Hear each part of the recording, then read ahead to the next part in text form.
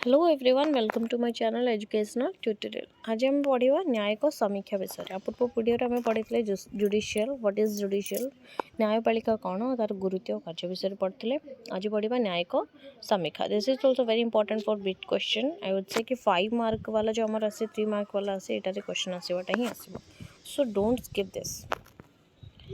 तो न्यायिक समीक्षा कौन सरकार आम जो 3टी अंग रही से मध्य संतुलन बजाय रखा नागरिकों मानविक अधिकार है मौलिक अधिकार है आम जो स्वाधीनता जो रही सब न्यायपालिकार एगुड़ा सुरक्षा करने हूँ आम न्यायपालिकार कार्य तेणु विश्वर अधिकांश देश में व्यवस्थापिका कार्यपालिकार कार्य उपर व्यापक अधिकार सहित एक स्वाधीन न्यायपालिका रही सबू देश में आमर कार्यपालिका व्यवस्थापिका सहित आमर से ही जरूरी आमर न्यायपालिका कारण से ही आमर जो लॉ है आमर अधिकार है आम कर्तव्य है आमर सब जिन को आमको सुरक्षा भाव प्रदान करें। न्यायपालिका समीक्षा को सही सिद्धांत भाव में परिभाषित कर जहाँ अनुजाई न्यायपालिका द्वारा व्यवस्थापिक कार्यपालिकार कार्यगुड़ी समीक्षा हो पारे। समीक्षा मान हूँ रिव्यू। न्यायपालिका समीक्षा को 3टी वर्ग कर दिया गोटे व्यवस्थापिका कार्य न्यायिक समीक्षा माने रिव्यूज ऑफ लेजिस्लेटिव एक्शन आ गोटे जुडिशियल रिव्यू ऑफ डिसीजन माने निष्पत्तिर न्यायिक समीक्षा आ गोटे रहा judicial review of administration section माने प्रशासनिक कार्यानुष्ठान न्यायिक समीक्षा कौन आमर व्यवस्थापिका क्षेत्र में कौन सब रही आमर न्याय कौन सब हस्तक्षेप रही आम निष्पत्ति नबार कौन रही गोटे आमर प्रशासनिक क्षेत्र में केमती सब रही देखा। व्यवस्थापिका कार्य न्यायिक समीक्षा कौन ना व्यवस्थापिका कार्य न्यायिक समीक्षार अर्थ हो जो आमर आईन संविधान व्यवस्था अनुजाई अच्छी कि ना जो सब आम संविधान हिसाब से जो सब आईन रही से सब जिन गुड़ाक अच्छी निश्चित भाव करवा अच्छी कि ना से जिनसा आमर व्यवस्थापिका कार्य न्यायिक समीक्षा करता है। आ निष्पत्ति न्यायिक समीक्षा कार्य कौन ना जिते कौन आईन को ये आधार में चैलेंज करा जाए कि क्षमता व अधिकार बिना व्यवस्थापिकार गृहीत होइछि बिना व्यवस्थापिका द्वारा गृहीत होइछि ता विचार लोक निष्पत्ति नेबा उचित जे व्यवस्थापिका द्वारा गृहीत आईन वैध कि नहीं। यह सहित कौन सी व्यवस्थापिका राष्ट्र अनुष्ठान गुड़िक अदालत द्वारा दि जाइथिबा निष्पत्ति को अवमानना करिवार क्षमता रहीनि।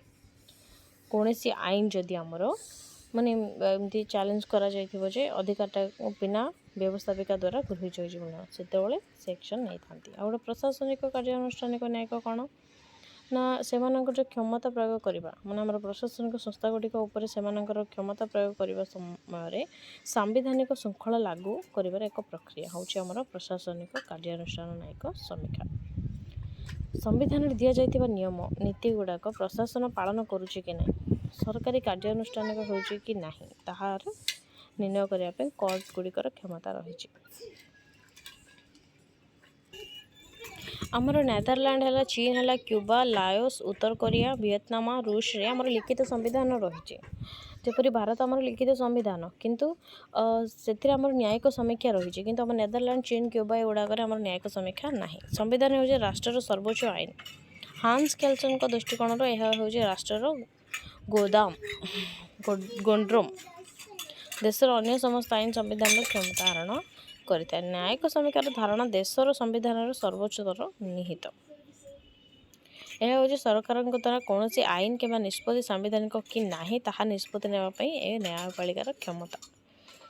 जो नीति द्वारा न्यायपालिका कार्यपालिका कि व्यवस्थापिका शाखार कार्य को असंवैधानिक घोषणा करिपारिबो ताहाकु न्यायिक समीक्षा कहुए कौन ना जो नीति गुड़ाक आमर कार्यपालिका कि व्यवस्थापिकार शाखा कार्य गुड़ाक से असंवैधानिक माने एटा संविधान द्वारा घोषणा हैनी एटा गोटे संविधान रूल्स नुह बोली कहले सेटा हूँ आम न्यायिक समीक्षा सेटा से कौन करती निष्पत्ति नहीं था संविधान व्याख्या करने व्यवस्थापिकार एपरी कौन कार्य आईन कि कार्यपालिका द्वारा निर्देश घोषणानामा को अकामी घोषणा कर न्यायपालिकार क्षमता जदि यह पाए से जे सेमाने संविधान कौन सी व्यवस्था को उल्लंघन कर। कार्यपालिका एवं व्यवस्थापिका सब संवैधानिक मूल्यबोध को क्षति पहुँचाई थाए एवं संविधान विरुद्ध में जाई निर्दिष्ट अधिकार गुड़िक प्रत्याख्यान करें। परिस्थिति में आम न्यायिक समीक्षा लोकों अधिकार को सुरक्षा देवाई रक्षक भाव में अत्यंत गुरुत्वपूर्ण भूमिका ग्रहण करें। सरकारी कार्य को वैध करने और सरकार द्वारा जेकोसी अनुचित हस्तक्षेप विरुद्ध में संविधान सुरक्षा करने न्यायिक समीक्षार आमर कार्य। भारत में न्यायिक समीक्षा संविधान एक अविच्छेद अंग और संविधान मौलिक ढांचा को गठन करता किए करता है ना न्यायिक समीक्षा। जनस्वार्थ मामला व मोकदमा पब्लिक इंटरेस्ट लिटिगेशन कौन जनस्वार्थ मामला अपेक्षा जनस्वार्थ मकद्दमा शब्दटी अधिक ग्रहणीय हम कारण लिटिगेशन्स अर्थ होची मकद्दमा। यही धारणा संविधान न्यायिक समीक्षार क्षमतार उत्पन्न होइछि। जनस्वार्थ अर्थ होची सार्वजनिक बृहत्तर स्वार्थ साधारण कल्याण जनसाधारण स्वार्थ। आईन अभिधान अनुसार जो साधारण जनता कि साधारण संप्रदायर किसी स्वार्थ थाए कि किसी स्वार्थ जहाद्वारा से आईनगत अधिकार कि दायित्व प्रभावित मकद्दमा। मकद्दमार अर्थ होची आईनगत कार्यानुष्ठान जो समस्त कार्यधारा अंतर्भुक्त। जनस्वार्थ मामलार अर्थ होची जनसाधारण लाभ से भल अभियोग दूर करने जेकोसी मामला जन मान स्वार्थ मामला होची जनस्वार्थ मामला। तापर रहा आम जनस्वार्थ मामलार उद्देश्य कौन ना लोक मान न्याय प्रदान करवा जो मैंने निजे यह पाई नहांती निजे पाई ना से न्याय प्रदान करवा कार्य होची। जनस्वार्थ साधारणतः व्यक्तिगत स्वार्थ नुहे बरं गोष्ठी स्वार्थ को सुरक्षा देवाई व्यवहृत होता है। कार्यपालिका व्यवस्थापिकार आईनगत दायित्व को कार्यकारी करने व्यवहृत होता है। सर्वोच्च न्यायालय उच्च न्यायालय जनस्वार्थ मामला जारी कर अधिकार रही लोक मान। अदालत द्वारा प्रदान राय राष्ट्र को निर्देश आकार प्रदान कर जो प्रभावित पक्ष मान क्षतिपूरण देवा विषय अंतर्भुक्त। सरल भाषा सरल शब्द एगुड़िक हूँ प्रदूषण आतंकवाद सड़क सुरक्षा निर्माण विपद इत्यादि बड़ी जनस्वार्थ सुरक्षा आईन अदालत को दायर कर मामला।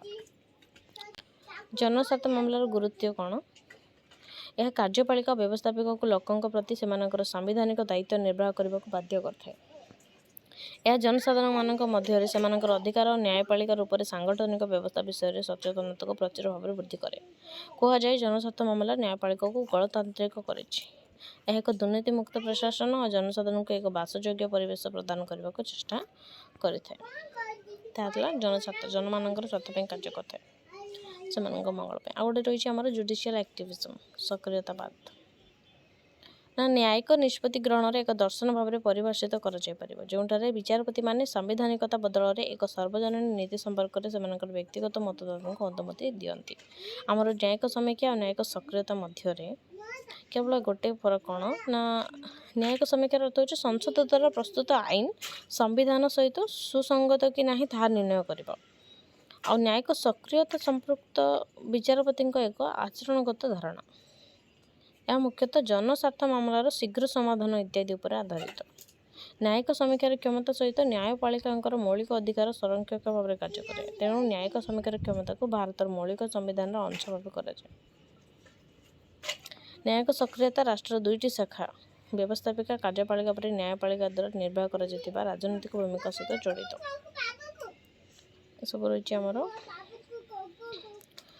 न्यायिक पालिका कार्य संपादन करने न्यायपालिका और विचारपति सक्रियता करने को उत्साहित करें कौन पाई ना दायित्वहीन सरकार संभव पतन न्यायपालिका उपर चाप सामाजिक संस्कार और परिवर्तन अंशग्रहण आमर न्यायपालिका।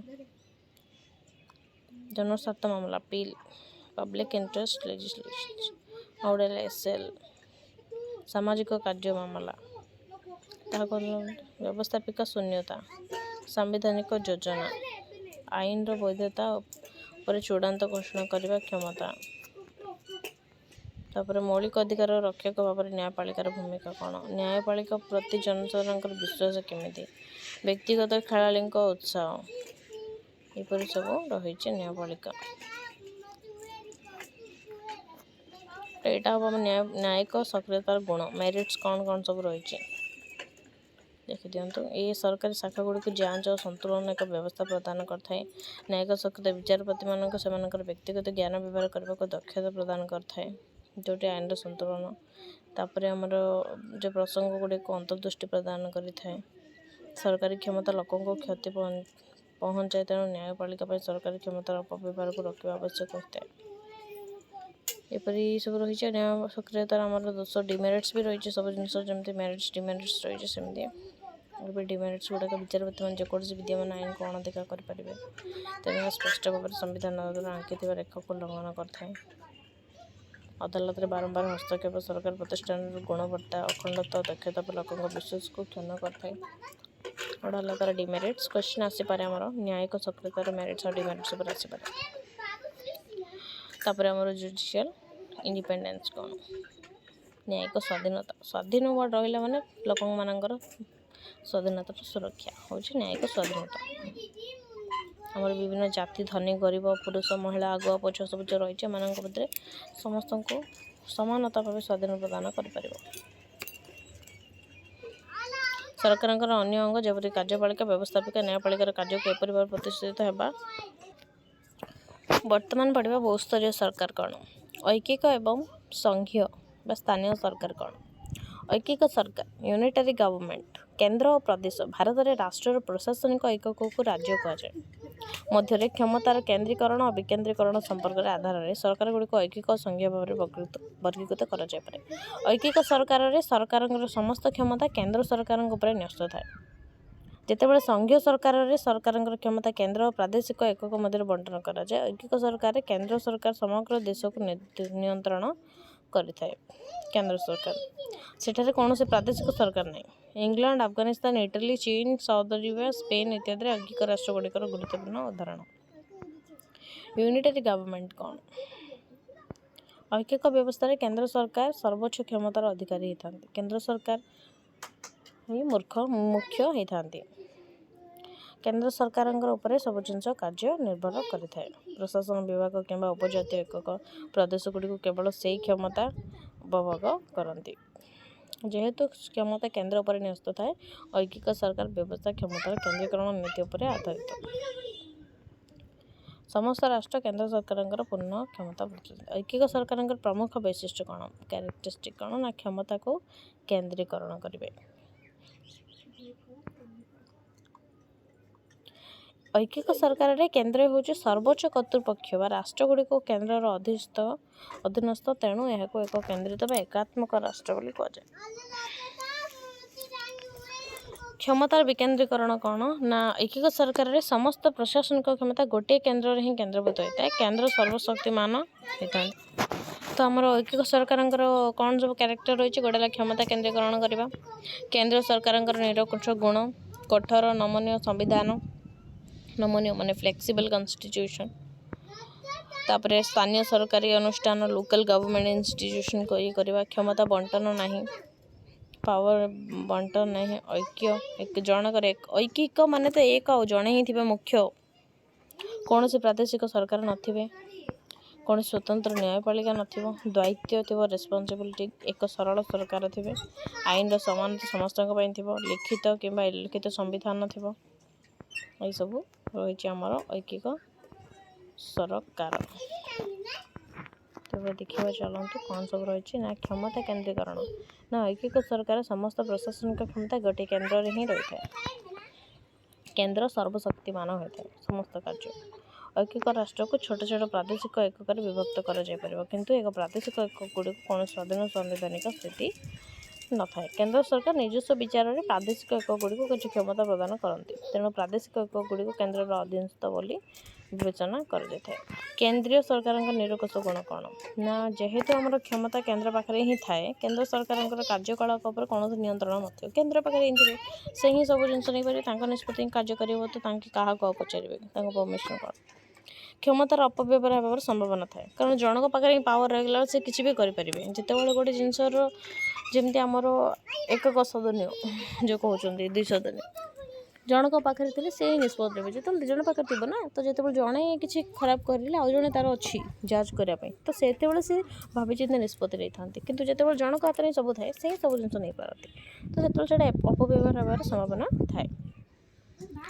तापर रहा कठोर नमनीय संविधान एक संघ सरकार विपरीत एक ऐकिक राष्ट्र एक कठोर संविधान रखिपारे इंग्लैंड फ्रांस जोड़ा हूँ ऐकिक राष्ट्र इंग्लैंड अलिखित संविधान थिला बेले फ्रांस लिखित कठोर संविधान अच्छी इंग्लैंड संविधान नमनीय और फ्रांस संविधान कठोर फ्रांस संविधान प्रकृति में कठोर कारण यह संशोधन में कठिन पद्धति आवश्यक करें स्थानीय सरकारी अनुष्ठान एगुड़ाक ऐकिक सरकार व्यवस्था आमर जो स्थानीय अनुष्ठान गुड़िक सहरांचल संस्था ग्रामांचल सहर एगुड़ाक विभिन्न सीमित क्षमता थाए केंद्र सरकार से प्रशासन को नियंत्रण करती केंद्र सरकार से कार्य परिचालन स्थानीय सरकार को आर्थिक सहायता दे नियंत्रण बुझा ରଖିଥାନ୍ତି। ଆଉ କ୍ଷମତାର ବଣ୍ଟନ ହୋଇପାରିବ ନାହିଁ। କେନ୍ଦ୍ର ଓ ପ୍ରାଦେଶିକ ଆମର ସଂଘୀୟ ସରକାରରେ କ୍ଷମତା କେନ୍ଦ୍ର ଓ ପ୍ରାଦେଶିକ ସରକାରଙ୍କ ମଧ୍ୟରେ ବିଭକ୍ତ ହୋଇଥାଏ, କିନ୍ତୁ ଆମର ଐକିକର ଜଣଙ୍କ ପାଖରେ ହିଁ ଥାଏ। କୌଣସି କ୍ଷମତା ବଣ୍ଟନ କରିନଥାଏ, ସମସ୍ତ କ୍ଷମତା କେନ୍ଦ୍ର ଉପଭୋଗ କରିଥାଏ, କିଛି ଡିଷ୍ଟ୍ରିବ୍ୟୁସନ୍ ନଥାଏ। କୌଣସି ପ୍ରାଦେଶିକ ସରକାର ନାହିଁ। ଐକିକ ବ୍ୟବସ୍ଥାରେ କେନ୍ଦ୍ର ଯେହେତୁ ଏଇଟା ଐକିକ ବ୍ୟବସ୍ଥାରେ କେନ୍ଦ୍ର ହେଉଛି ସମସ୍ତ କ୍ଷମତାର ଉତ୍ସ। ଗୋଟେ ହିଁ ପ୍ରାଦେଶିକ ସରକାର କିମ୍ବା କେନ୍ଦ୍ର ସରକାର ଏଥିରେ ଯେହେତୁ ପ୍ରାଦେଶିକ ସରକାର ଏଥିରେ ନଥାନ୍ତି, କେନ୍ଦ୍ର ସରକାରଙ୍କ ପାଖରେ ସମ୍ପୂର୍ଣ୍ଣ କ୍ଷମତା ରହିଥାଏ। ଆଇନ ପ୍ରଣୟନ କରିବା, କାର୍ଯ୍ୟକାରୀ କରିବା, ବିଚାର କରିବା, ସମସ୍ତ କ୍ଷମତା ରହିଥାଏ। ତେଣୁ ପ୍ରାଦେଶିକ ଐକିକ ଠାରୁ କୌଣସି ବାହ୍ୟ ଚାପ ନଥାଏ। କେନ୍ଦ୍ର ନିଜ ଇଚ୍ଛାରେ ଯାହା ପସନ୍ଦ ତାହା କରି ରାଷ୍ଟ୍ରକୁ ପରିଚାଳନା କରିଥାନ୍ତି। ଐକିକ ରାଷ୍ଟ୍ର ସ୍ଥାନୀୟ ସରକାର ଅଛି, କିନ୍ତୁ କେନ୍ଦ୍ର ହିଁ ନିଷ୍ପତ୍ତି ନିଏ। ସେମାନଙ୍କୁ ସମସ୍ତ କ'ଣ କ୍ଷମତା ଦିଆଯିବ କ'ଣ ସବୁ ସେ ହିଁ ନେଇଥାଏ। ଆମର ଇଂଲଣ୍ଡ, ସ୍କଟଲ୍ୟାଣ୍ଡ, ୱେଲ୍ସ, ଉତ୍ତର ଆୟାର୍ଲାଣ୍ଡ କିନ୍ତୁ ସେମାନଙ୍କ ଲଣ୍ଡନର କେନ୍ଦ୍ର ସରକାରଙ୍କ ଦ୍ୱାରା ପରିଚାଳିତ ହୁଅନ୍ତି। କୌଣସି ସ୍ୱତନ୍ତ୍ର ନ୍ୟାୟପାଳିକା ନଥିବ। ଯେହେତୁ ଜଣଙ୍କ ହାତରେ ହିଁ ସବୁ ଅଛି, ଏମାନଙ୍କର ନ୍ୟାୟପାଳିକା ସ୍ୱତନ୍ତ୍ର ନଥିବ। ସମସ୍ତ କ୍ଷେତ୍ରରେ ଆମର କେନ୍ଦ୍ରଙ୍କର ପାଖରେ କେନ୍ଦ୍ରଭୂତ ହୋଇକି ଥିବ। ରାଜନୈତିକ ୟୁନିଟ୍ ହେଲା ପ୍ରଦେଶ। ରାଜ୍ୟ ଉପରେ କେନ୍ଦ୍ର ସରକାରଙ୍କ ସମ୍ପୂର୍ଣ୍ଣ କର୍ତ୍ତୃତ୍ୱ ଅଛି। ଏହି ସରକାରଙ୍କର ବିଶାଳ ନ୍ୟାୟିକ କ୍ଷମତା ସହିତ ଏକ ସ୍ୱତନ୍ତ୍ର ନ୍ୟାୟପାଳିକାର ଆବଶ୍ୟକତା ନାହିଁ। ଇଂଲଣ୍ଡର ସର୍ବୋଚ୍ଚ ନ୍ୟାୟାଳୟ ସଂସଦର ଗୃହୀତ ଆଇନ ସମୀକ୍ଷା କରିପାରିବ ନାହିଁ। ଦେନ୍ ରେସ୍ପନ୍ସିବିଲିଟି ଆମର ଦାୟିତ୍ୱ ଐକିକ ବ୍ୟବସ୍ଥାର ଅଧିକ ରହିଥିବ। ଯେହେତୁ ଜଣେ ହିଁ ସମ୍ଭାଳୁଛନ୍ତି, ତାହେଲେ ତାଙ୍କ ପାଖରେ ଅଧିକ ହିଁ ରହିବ। ଆଇନ ପ୍ରଣୟନ କରିବା, କାର୍ଯ୍ୟକାରୀ କରିବା, ଆମର କାର୍ଯ୍ୟପାଳିକା ହେଲା ବ୍ୟବସ୍ଥା, ସମସ୍ତ କାର୍ଯ୍ୟ ରହିବ। ଏକ ସରଳ ସରକାର, ସିଙ୍ଗଲ ଗଭର୍ଣ୍ଣମେଣ୍ଟ ଜଣଙ୍କ ହାତରେ ଥିବ, ଏମାନଙ୍କର ହିଁ ସମସ୍ତ କାର୍ଯ୍ୟ ରହିଥିବ। ଦେନ୍ ଆଇନର ସମାନତା, ୟୁନିଫର୍ମ ଅଫ୍ ଲଫ୍। ଏକକ ଆଇନ ବା ଏହା ରାଷ୍ଟ୍ର ସମସ୍ତ କ୍ଷେତ୍ରୀୟ ସୀମାରେ ପ୍ରଯୁଜ୍ୟ। ସମସ୍ତ ରାଷ୍ଟ୍ର ପାଇଁ କେନ୍ଦ୍ର ସରକାରଙ୍କ ଦ୍ୱାରା ଆଇନ ତିଆରି ଓ କାର୍ଯ୍ୟକାରୀ କରାଯାଇଥାଏ। ସମସ୍ତଙ୍କ ପାଇଁ ସମାନ ସବୁ ଗୋଟେ ରୁଲ୍ ହିଁ ବନେଇଥିବେ। ଆଉ ଲିଖିତ ଅଲିଖିତ ସମ୍ବିଧାନ ଭାବରେ ହିଁ, ଯେମିତି ଇଂଲଣ୍ଡ, ଫ୍ରାନ୍ସ ଏଗୁଡ଼ା ସବୁ ଐକିକ ରାଷ୍ଟ୍ର ଭାବରେ ବିବେଚିତ। ଆଉ ଫ୍ରାନ୍ସ ଏକ ଲିଖିତ ସମ୍ବିଧାନ, କିନ୍ତୁ ଇଂଲଣ୍ଡରେ ନାହିଁ।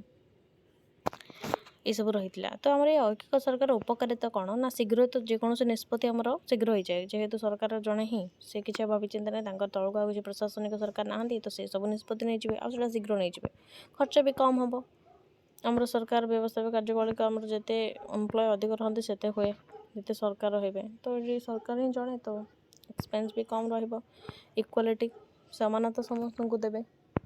କୌଣସି ଦ୍ୱନ୍ଦ୍ୱ ରହିବ ନାହିଁ, କମ୍ପିଟିସନ୍ ନାହିଁ, ତାହେଲେ ଦ୍ୱନ୍ଦ୍ୱ ରହିବାର ଚାନ୍ସ ନାହିଁ। ତାପରେ ଏକତା ରହିବ, ସ୍ଥିରତା ରହିବ, ୟୁନିଟି ରହିବ। ତାହେଲେ ସ୍ପଷ୍ଟ କର୍ତ୍ତୃପକ୍ଷ, କ୍ଲିଅର ଅଥରିଟି।